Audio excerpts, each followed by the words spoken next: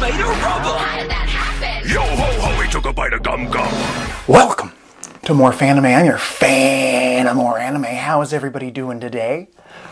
Today we officially catch up to the current chapters of One Piece. I am only reviewing 3 One Piece chapters here today. Probably the least amount of One Piece chapters I have ever reviewed at one time, because all I got left is chapters 1051 to 1053, and I am currently waiting for 1054, just like all of you longtime One Piece fans. It feels amazing to finally be here, but at the same time, I'm a little sad, I'm a little depressed that I don't have an endless amount of chapters of One Piece to consume on a weekly basis. I am on the week-to-week grind.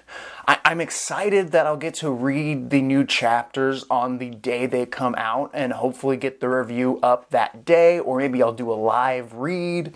I haven't decided how I'm going to review the week-to-week chapters, and I'm not even sure how the One Piece schedule is, like their release schedule. I'm pretty sure Oda doesn't consistently come out with 4 chapters a month. And I do know right now he's on a hiatus, getting ready for the final One Piece saga, which could mean literally anything. Anything from 200 chapters to 500 chapters. A saga. Wano was huge, over 100 chapters on its own, and it was just an arc.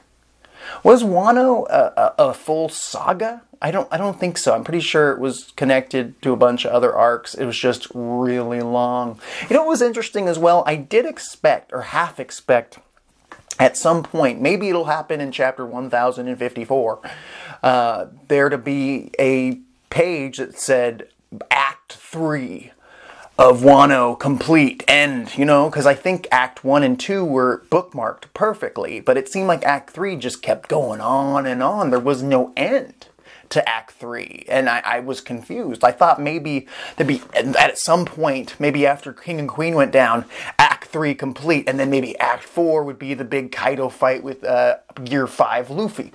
But it seems like all of the raid, all of the fights with the Topiropo and King and Queen and Kaido and Big Mom was all part of Act 3. And it seems like we're still in Act 3. I almost want to call this the post-Wano arc, where we are right now, because it doesn't feel the same. It feels like we've done it. It feels kind of like after Enies Lobby. It really feels like the post-Enies Lobby area, which is such an amazing arc in itself. It's short, but you get so much lore and exciting mysteries to solve going forward. I mean, if you remember in the post-Enies Lobby arc, we found out that Garp was Luffy's grandpa, and we found out that Dragon was Luffy's dad. There's so much that we found out, and I do believe that might have also been when Ace fought Blackbeard as well. So there was a lot there. So I'm very excited to see what 1054 has going for us. I hope it's a little extra long, since we're waiting, what, a month in between 1053 through 1054? That's insane. I feel happy that I actually my journey to catching up to One Piece ended right around the same time the end with the fight with Kaido ended. It's just like, it seems perfect. It means I'll get to pick it up week to week, right when we get into a new arc, into the final saga. Personally, I could go another 20 years.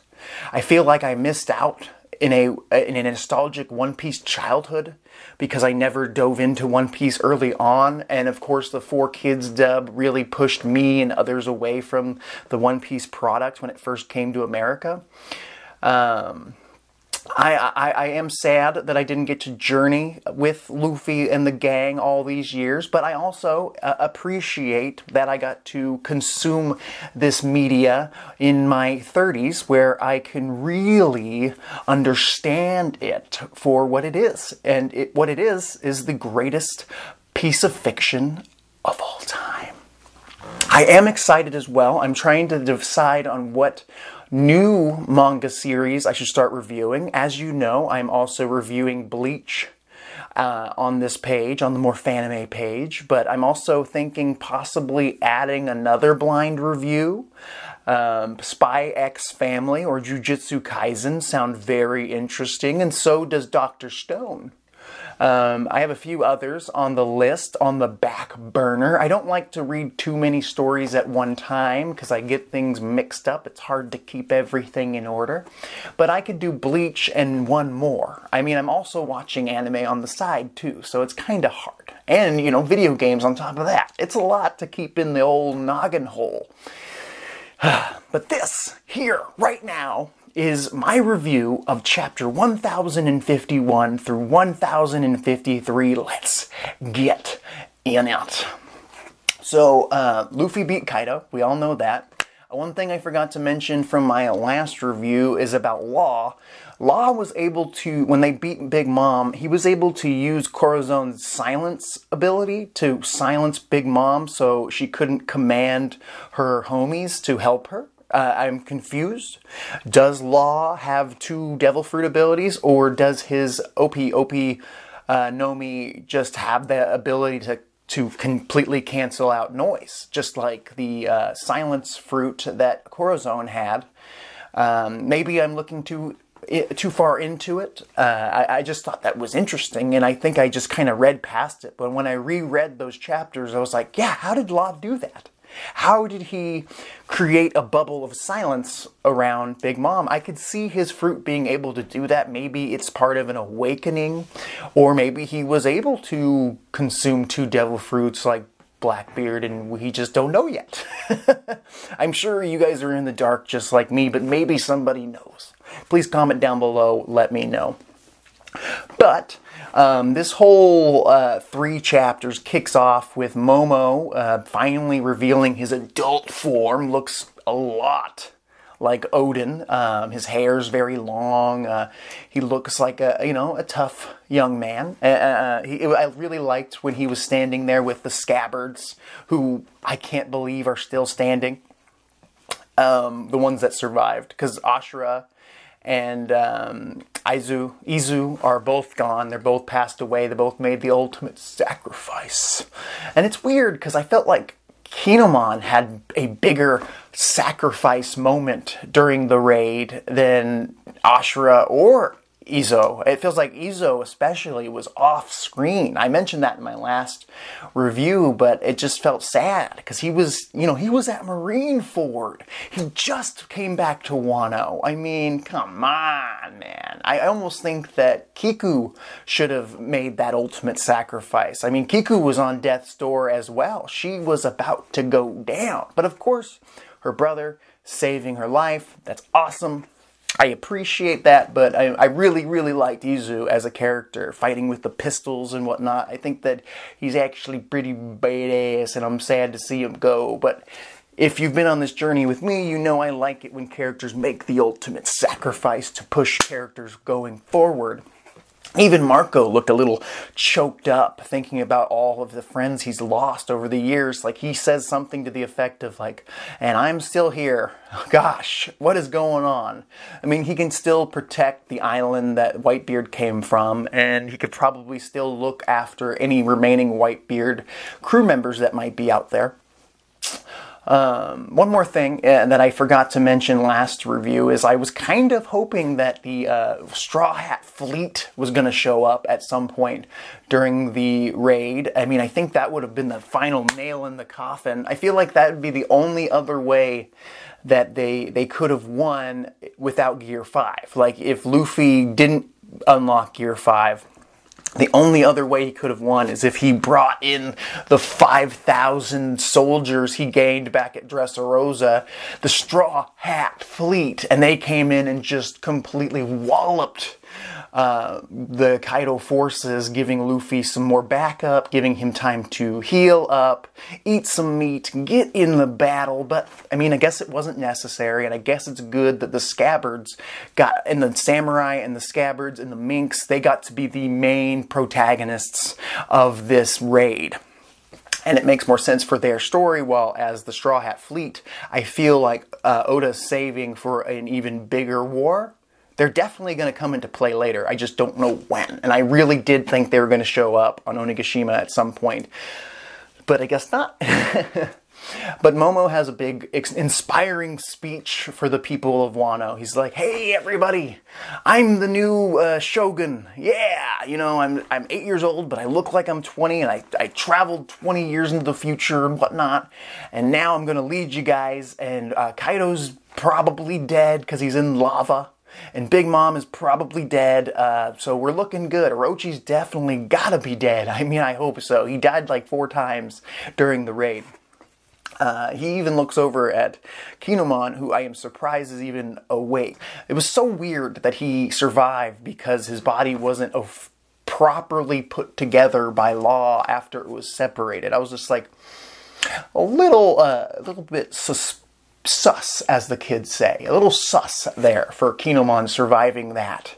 I mean, I was kind of hoping, because I really kind of fell in love with Kinemon's character arc during Wano, and I was kind of thinking that this could be his moment to make the ultimate sacrifice. Yes, Ashura and Izu are gone, but I think Kinemon is someone we got to spend a lot of time with, and he's also someone I do not expect to go on with the crew after they leave Wano.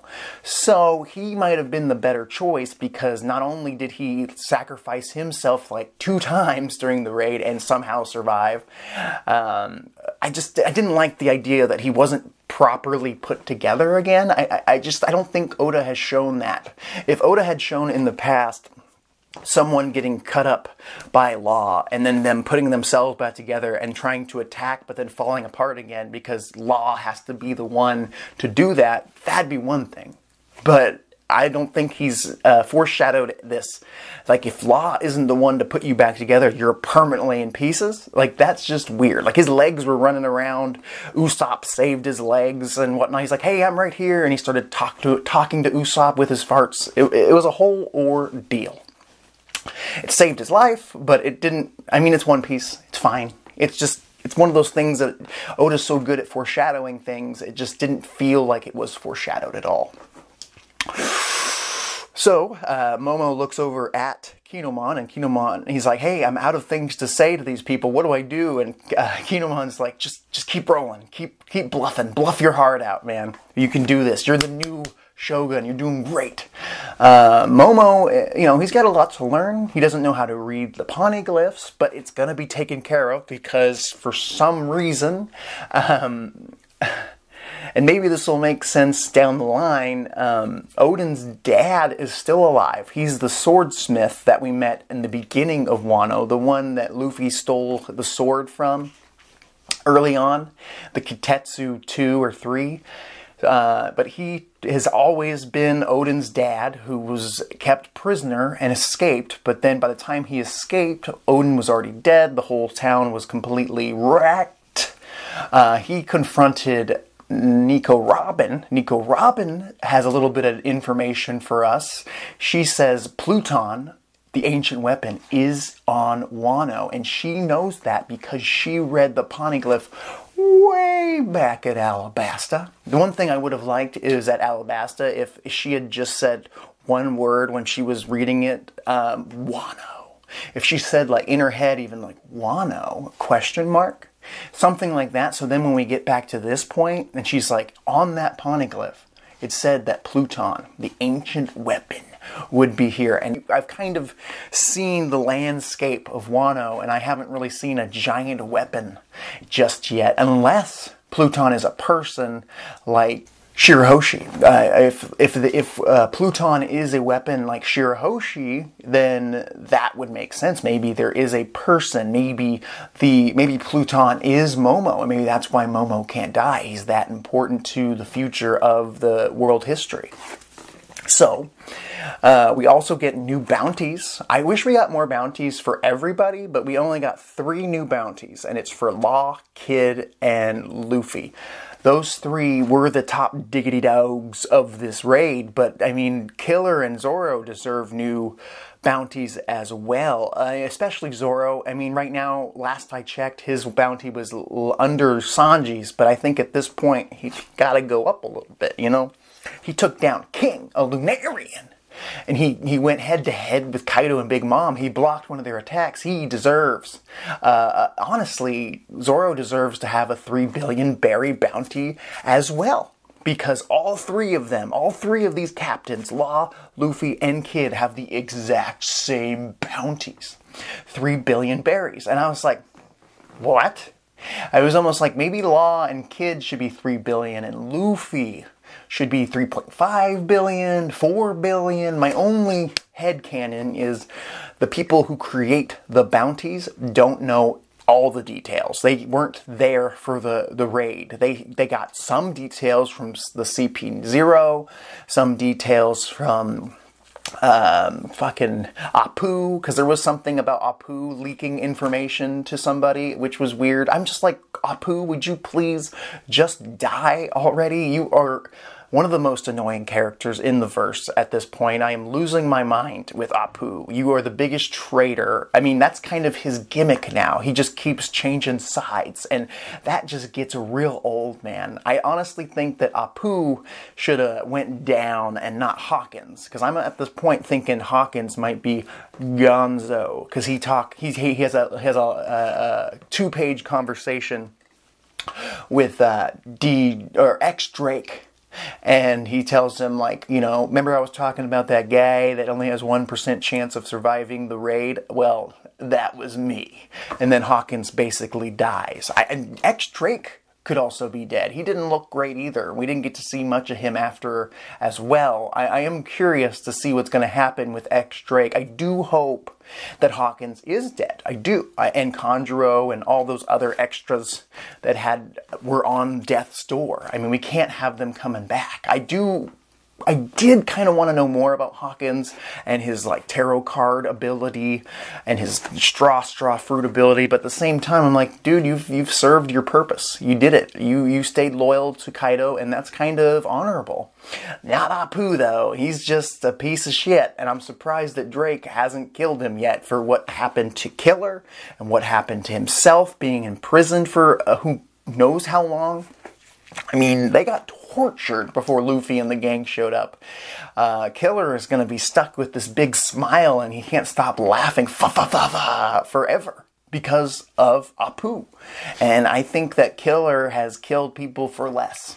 So I think it's time I think Killer has definitely killed people for less, but Kid has most definitely killed people for less. There was a long period of time where Kid had a bigger bounty than Luffy, and now he's losing it. He's like, why is Luffy and Law the same as me? I used to be top dog of the worst generation, and now what's going on? We're all equals? Come on.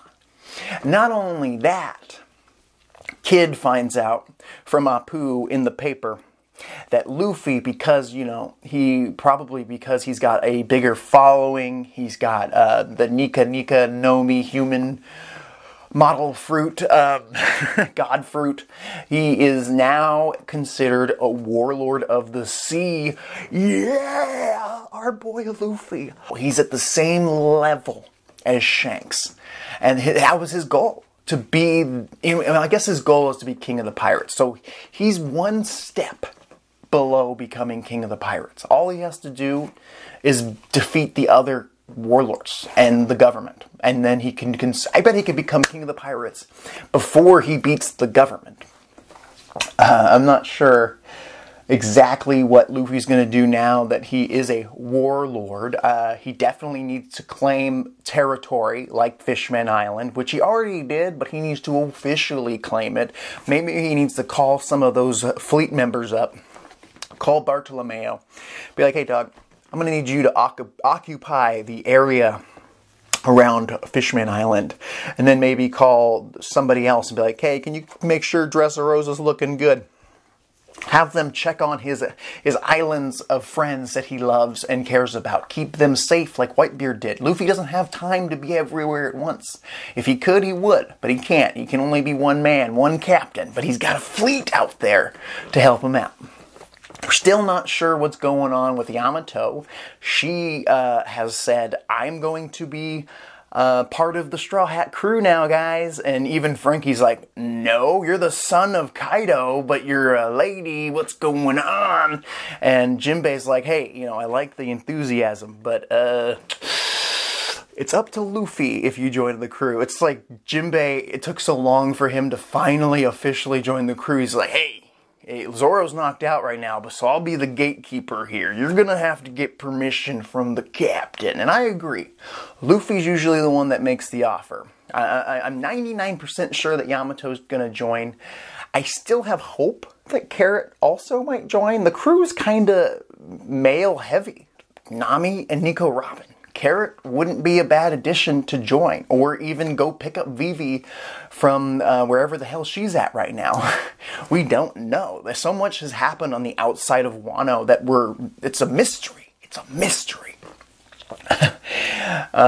I think that this fight with Green Bull that's coming up is going to be very interesting, because now, if you didn't know, please, I hope you didn't make it this far, there's a big spoiler coming. Green Bull, the third admiral that we don't really know too much about, has shown up on Wano. We see what he looks like. He's got all this tattoos going on. He's got a plant-like ability. He defeats Queen, King, and all the other Animal Kingdom pirates that were still remaining on the island, and sucks out all their nutrients. And his Devil Fruit ability looks OP as shiz. Now I know why he hasn't eaten in 5 or 3 years. He looks like he could be from Wano, but I mean, he's not the only character. Fujitora looks like he could be from Wano as well. I'm starting to think, like, what if Green Bull or Fujitora, what if they're related to Zoro? Or that guy that was on Wano that helped Yamato as a child? Like, I can't be the only one who thinks that Fujitora or Green Bull might be from Wano. Maybe, because I'm at the point where, like, Luffy's still not 100%. Zoro's still not 100%. They just woke up. They might need a break. And if this Green Bull shows up, he even says something to the effect of, if I bring in Luffy, I want some fucking respect from Akainu. I'm sick of being, yelled at, basically. He didn't say anything. I'm like hoping, as someone who cares about the crew, like, I hope he's an ally, a secret ally. Maybe he's a secret member of the Revolutionary Army. That would be rad. Well, we'll see. Or maybe he used to live on Wano.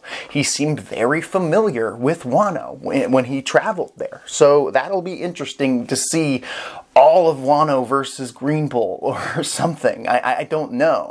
There's a part of me that wants to see them go at it. At the same time, I kind of want him to be an ally. Yamato might be joining the crew. There was an amazing fun scene where Yamato ends up bathing with all the dudes, and Kiku ends up bathing with all the women. It's a great, fun, exciting scene. Sanji and Brook are just losing their minds in the bathhouse.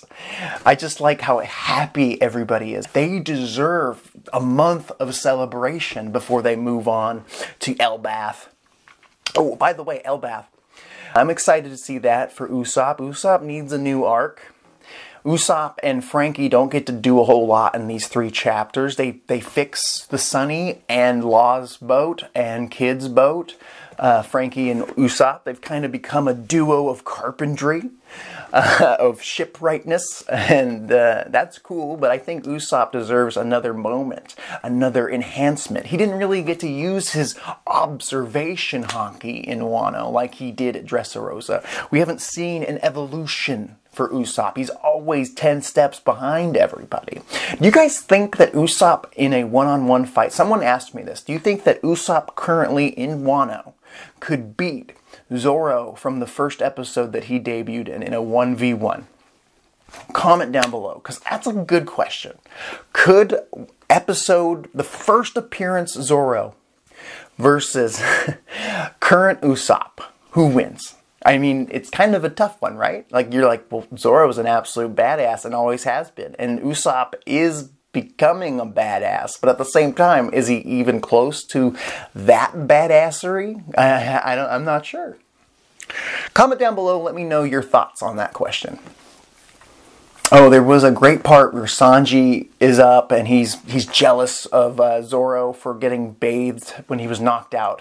He was getting bathed by fucking Momo's sister, and he's like, I hate you, why do you have all the luck? And Zoro's like, oh yeah, I'm supposed to kill you now. And then Sanji's like, no, that's only if I change after the fight with Queen and the Germa 66 cells take over. And he's like, no, you seem different, I think I'll kill you now. I thought that was funny. I love Zoro and Sanji's relationship. I'm trying to make sure I don't forget anything of importance from these 3 chapters. You think that this would be easy since it's not 25 chapters, but it's not. There's so much going on in the world of One Piece. I want to know what's going to happen with Shanks and Blackbeard going forward. Like, they're both still emperors, but now Luffy and Buggy is now an emperor. Fucking Buggy. One of the first major villains. The second devil fruit I think we ever saw is Buggy's, and now he is an emperor of the sea. The last time we saw him, he was stripped of his warlord status that he never really got to use for anything important for the actual story.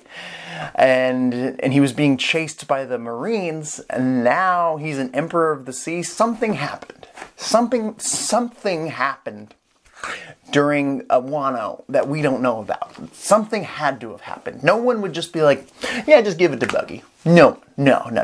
I really half expected it to either be Kid or Mihawk, but Buggy. I like Buggy a lot. I just want to know why. Why are you a emperor? What is happening? What is happening, Buggy? What did you do? Who did you bribe? Who did you kill? Who did you get to join your crew? Like, has he teamed up with someone that we don't know about? There's so much there that needs to be unpacked immediately. Like, what is going on? I'm very excited to see what they do with Buggy. Buggy, to me, seems like an important character. Buggy and Shanks were on Goldie Roger's ship. And Blackbeard was on Whitebeard's ship. So there's that. And then we have Luffy, the youngest emperor of the sea, probably ever.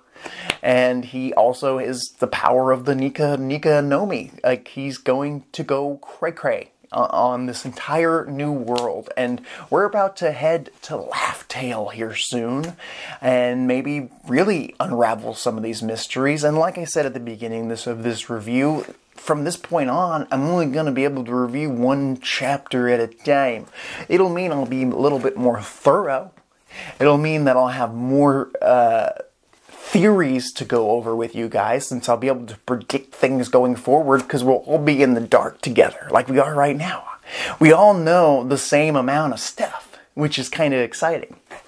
Green Bull has got my interest. I want Kakainu to step in finally and get off his chair and do his job. I want Luffy to get some revenge. Kobe, I want to see Kobe and Boa Hancock, what happened in that fight. Oh, Oda, why are you so good at telling these stories? Please comment down below. Please like, share, and subscribe. I'll talk to you later.